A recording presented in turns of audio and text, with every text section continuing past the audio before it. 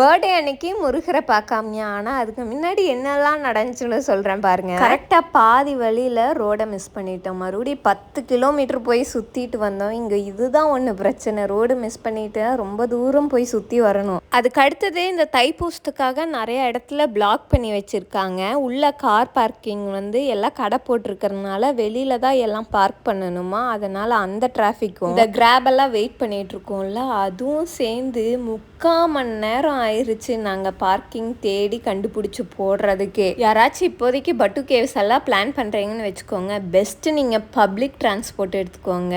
Morning Lithika ஸ்கூலில் yoga class இருந்தனால அதை முடிச்சுட்டு தான் நாங்கள் 2 பேரும் கோவிலுக்கெல்லாம் போயிருந்தோம். கூட்டம் அந்தளவுக்கு இல்லை. நல்லா நிம்மதியாக சாமியெல்லாம் கும்பிட்டு கீழே பார்த்தீங்கன்னா அவ்வளோ காவடி வச்சுருந்தாங்க. பார்க்குறதுக்கே அப்படியே கண்குளிர அவ்வளோ அழகாக இருந்துச்சு. முருகர் சொல்லவே வேண்டாம், என்ன அழகாக இருக்காரு. அப்படியே பறிச்சிருவாரு நம்ம